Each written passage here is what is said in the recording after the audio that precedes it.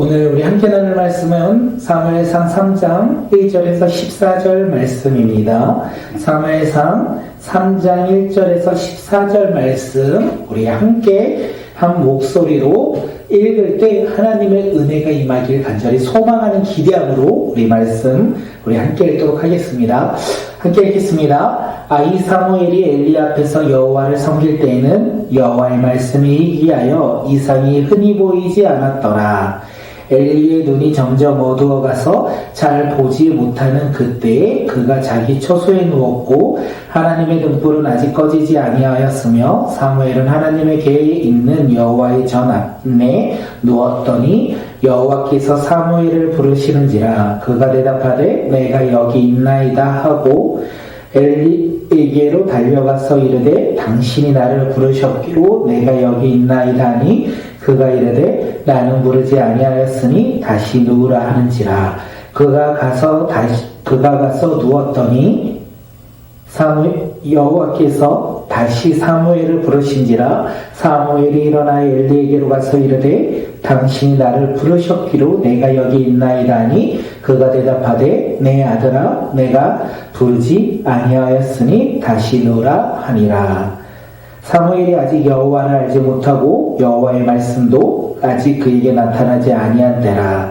여호와께서 세 번째 사무엘을 부르신지라. 그가 일어나 엘리에게로 가서 이르되 당신이 나를 부르셨기로 내가 여기 있나이다 하니 엘리가 여호와께서 이 아이를 부르신 줄을 깨닫고 엘리가 사무엘에게 이르되 가서 누웠다가 그가 너를 부르시거든 너가 말하기를 여호와여 말씀하소서 주의 종이 듣겠나이다 하라 하니 이에 사무엘이 가서 자기 처소에 누우니라. 여호와께서 임하여 서서 전과 같이 사무엘아 사무엘아 부르신지라. 사무엘이 이르시되 말씀하옵소서 주의 종이 듣겠나이다 하니 여호와께서 사무엘에게 이르시되 보라 내가 이스라엘 중에 한 일을 행하리니 그것을 듣는 자마다 두 귀가 울리리라. 내가 엘리의 집에 대하여 말한 것을 처음부터 끝까지 그날에 그에게 다 이루리라. 내가 그의 집을 영원토록 심판하겠다고 그에게 말한 것은 그가 아는 죄악 때문이니 이는 그가 자기 아들들이 저주를 자청하되 금하지 아니하였음이니라. 그러므로 내가 엘리의 집에 대하여 맹세하기를 엘리 집의 죄악은 재물이여나 예물이여나 영원히 속죄함을 받지 못하리라 하였노라 하였더라. 아멘. 오늘의 말씀의 제목은요, 바른 길로 가야 하는 이유입니다. 바른 길로 가야 하는 이유.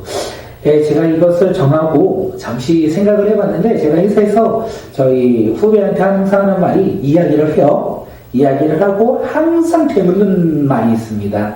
또 내가 했던 말 이해했니? 라고 꼭 물어봐요.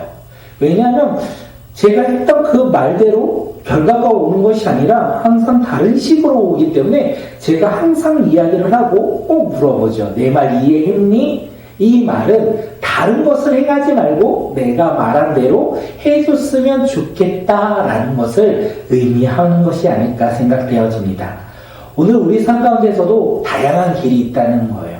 우리 삶 가운데 다양한 길이 있는데 우리는 어떤 길로 가야 하냐면 바른 길로 가야 된다는 거예요.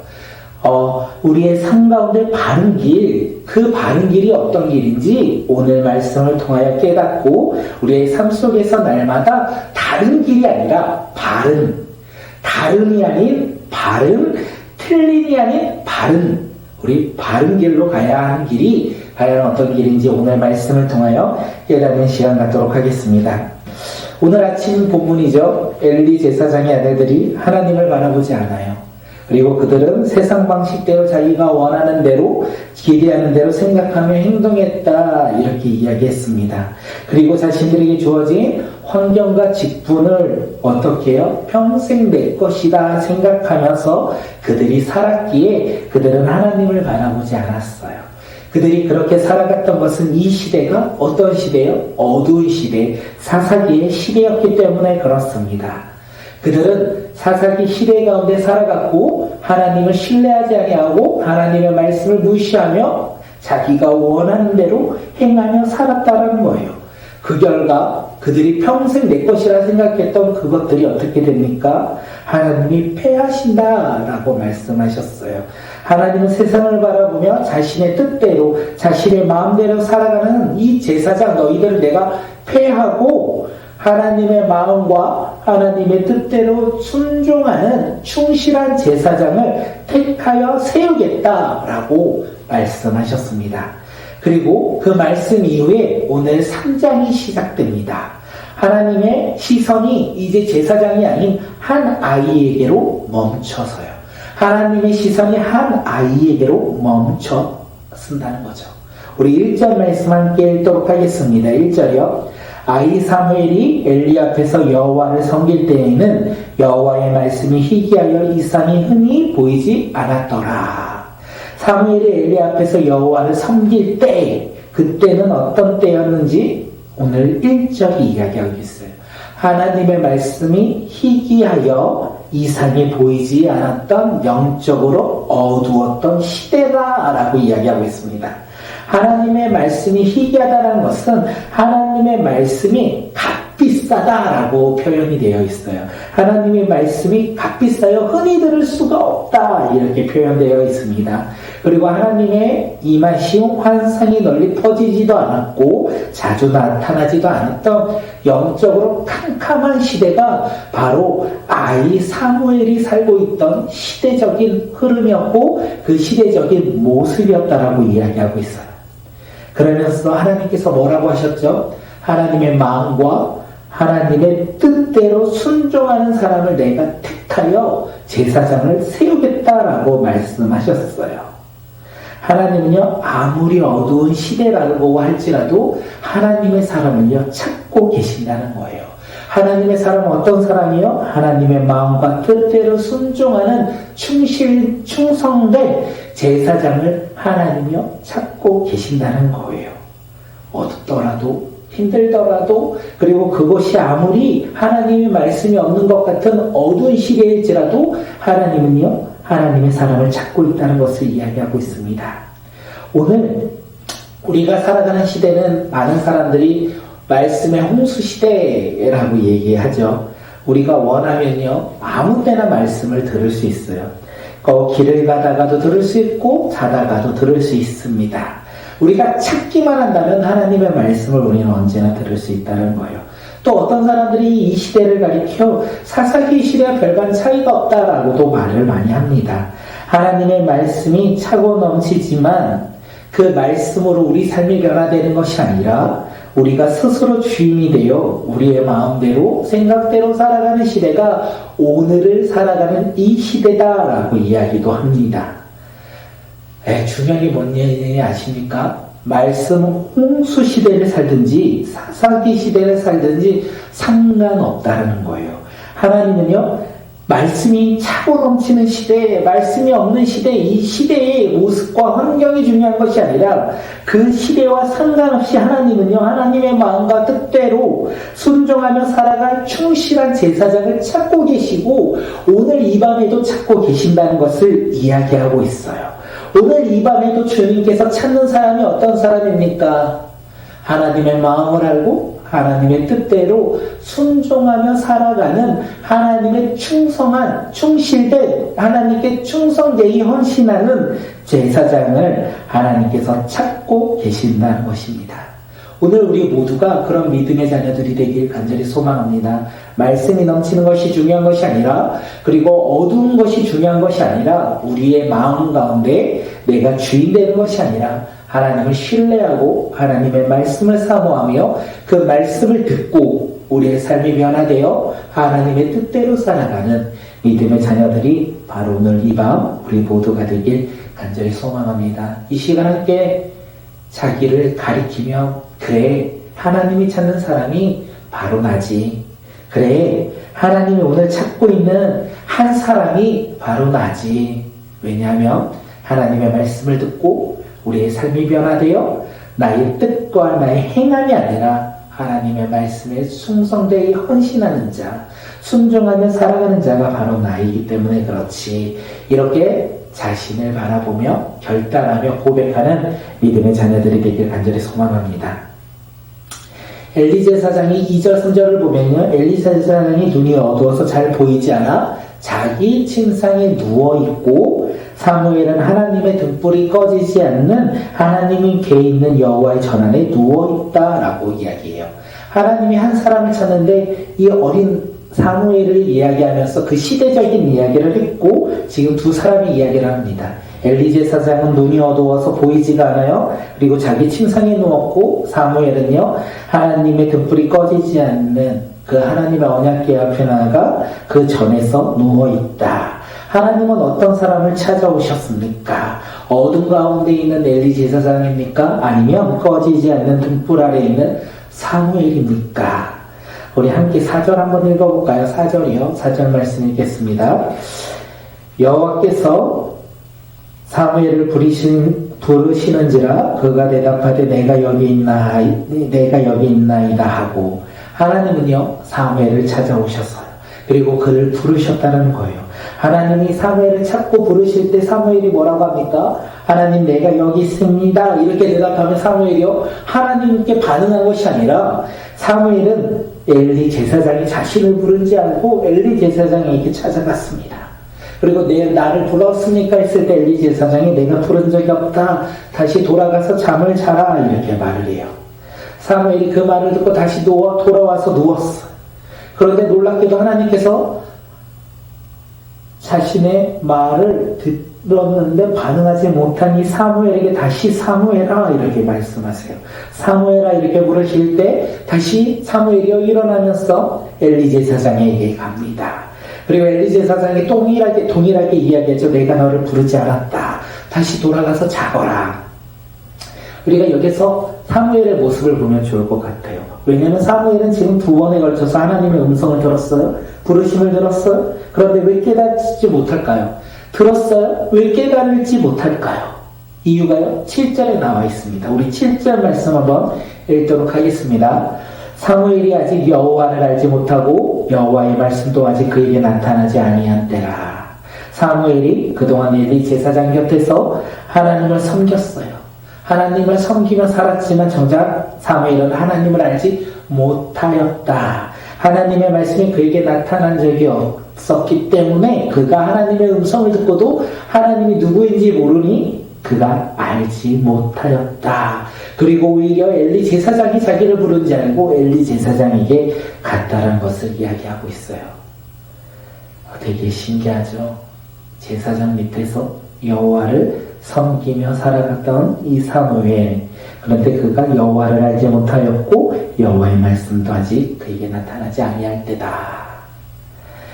예, 하나님은 그렇게 알지 못하는 그 사무엘에게 화를 내지 아니하시고요, 포기하지 아니하시고 또다시 사무엘을 부릅니다. 그때 사무엘은요 놀랍게도 하나님의 음성을 듣고 반응하는 것이 아니라 또다시 엘리 제사장에게 가서 내가 나를 부르셨습니까? 내가 여기 왔습니다. 이렇게 말할 때 엘리 제사장이요 하나님께서 사무엘을 부르신다는 것을 그제서야 깨달아요. 그리고 사무엘에게 하나님께서 다시 너를 부르신다면 여호와여 말씀하셔서 주의 종이 듣겠나이다. 이렇게 대답하라고 가르쳐줍니다. 그리고 때가 되었어요. 우리 10절 말씀 한번 읽어볼까요? 10절이요. 여호와께서 임하여 서서 전과 같이 사무엘아 사무엘아 부르신지라 사무엘이 이르되 말씀하옵소서 주의 종이 듣겠나이다 하니. 이제서야 사무엘이요 자신이 부르신 분이 엘리 제사장이 아니라 하나님이라는 것을 깨닫고 정확하게 대답하기 시작합니다. 그 사무엘이 정확하게 하나님의 부르심에 대답할 때 하나님이요 사무엘의 대답을 듣고 사무엘을 통하여 하나님이 하실 일을 말씀해 주셨다는 거예요. 오늘 우리가 여기서 마지막으로 한 번 더 생각해야 될 것은 무엇입니까? 하나님은요 사무엘을 4번에 걸쳐서 불렀죠. 그런데 3번에 걸쳐 사무엘을 불렀을 때 사무엘이 하나님의 음성을 들었어요. 그런데 하나님께 나아가지 아니하고 다른 곳으로 나아갔을 때, 다른 사람에게 나아갔을 때 하나님은 그에게 더 이상 말씀하시지 않았다는 거예요. 그런데 마지막 마지막은 아닐 수 있겠죠. 하나님께서 사무엘을 다시 한번 부르실 때 사무엘이 하나님께 정확하게 대답하니까 그때서야 하나님께서 이제 사무엘을 통하여 해야 할 일들, 그리고 하나님께서 행하실 일들을 말씀해 주셨다는 거예요. 그렇게 하나님의 말씀을 듣는 거 우리 삶 가운데 참으로 중요합니다. 오늘 우리 삶 가운데 하나님의 말씀을 듣고 살아가는 거 중요합니다. 그리고 하나님의 부르심의 믿음으로 반응하는 것이 우리의 삶에 중요합니다. 우리의 삶 가운데 중요한 것이 무엇입니까? 하나님의 말씀 붙잡고 믿음으로 살아갈 때 바른 길로 가야 한다는 거예요. 우리가 바른 길로 갈 때 하나님께서 우리를 부르시고 하나님의 행하실 일들을 우리에게 가르쳐 주신다는 거예요. 사무엘이 하나님의 말씀을 듣고 엘리 제사장에게 갔을 때 하나님의 행하실 일들을 사무엘에게 알려주지 않으셨어요. 그런데 하나님이 사무엘을 부르실 때 사무엘이 정확하게 대답할 때 하나님은 그를 통하여 하나님이 행하실 일들을 그에게 말씀해 주셨다는 것입니다. 그렇게 오늘 우리는요, 하나님이 주신 말씀을 품고 비전을 품고 순종하며 어떻게 해요? 살아가야 한다는 거예요. 말씀을 듣고 이게 하나님의 말씀이구나, 이게 좋은 말씀이구나, 이게 선행해야 할 우리의 삶의 모습이구나 이렇게 생각하면 다른 길로 간다면 하나님은 우리에게 말씀해 주지 않는다는 거예요. 하나님이 행하실 일들을 우리에게 가르쳐 주지 않는다는 거예요. 그렇게 우리가 말씀을 들었습니까? 우리가 말씀을 듣고 하나님께 바른 길로 갈 때, 하나님이 주신 꿈을 바라보며 바른 길로 갈 때, 하나님은 우리의 그 길을 통하여 하나님의 행하실 일들을 보여주신다는 거예요. 그 꿈을 이루어가는 그 모습을 우리 가운데 말씀해 주신다는 거예요. 그렇기에 바른 길로 가야 하는 이유가 무엇입니까? 하나님의 행하심에 우리가 동참할 수 있다는 거예요. 하나님의 말씀을 듣고 믿음 가운데 살아간다 고백할지라도 우리의 삶이 하나님이 아닌 세상을 바라보며 살아간다면 하나님은 우리를 통하여 일하실 것들을 더 이상 말씀하시지 못한다는 거예요. 우리가 하나님의 부르심의 믿음으로 순종하며 살아갈 때 하나님은 우리를 통하여 행하실 일들을 우리에게 약속하시고 우리와 동행하시고 이루어 나가신다는 거예요. 그런데 하나님의 말씀을 들었습니다. 그 하나님의 말씀을 들었지만 나의 삶과 상관없이 하나님의 말씀은 말씀이고 나의 삶은 나의 삶이니 내가 원하는 대로 내가 세상 가운데 내가 만나는 사람들과 함께 살아가리라 하면 하나님은 더 이상 우리 가운데 행하시거나 우리 가운데 하나님의 일을 가르쳐 줄 수가 없다는 것을 오늘 본문을 통하여 우리에게 이야기합니다. 오늘 우리는 바른 길로 가야 합니다. 그 길이 어떤 길입니까? 하나님의 말씀을 듣는 그 길이 아니라 하나님의 말씀을 듣고 믿음으로 순종하여 하나님이 말씀하신 대로 살아갈 때 하나님은 계속 우리에게 하나님의 일들을 말씀해 주신다는 거예요. 우리 꿈꾸는 교회가 비전과 사명을 감당하며 우리가 한 걸음 한 걸음 내디딜 때 하나님께서는 그 비전과 사명을 구체적으로 이루어 나가시는 것을 우리에게 말씀해 주신다는 것입니다. 그렇게 우리가 더욱더 주님의 말씀 붙잡고 주님이 부르신 대로 기뻐하며 순종하며 주님의 뜻을 분별하며 나가는 믿음의 자녀들 또한 그 길 가운데 날마다 하나님의 뜻을 깨닫고 하나님의 행하심을 기대하며 신뢰하며 우리가 주님 앞에 순종하며 따르는 믿음의 자녀들이 오늘 이 시간 우리 모두가 되길 간절히 소망합니다. 반길로 우리 함께 걸어가는 믿음의 공동체, 믿음의 자녀들이 되길 간절히 소망합니다.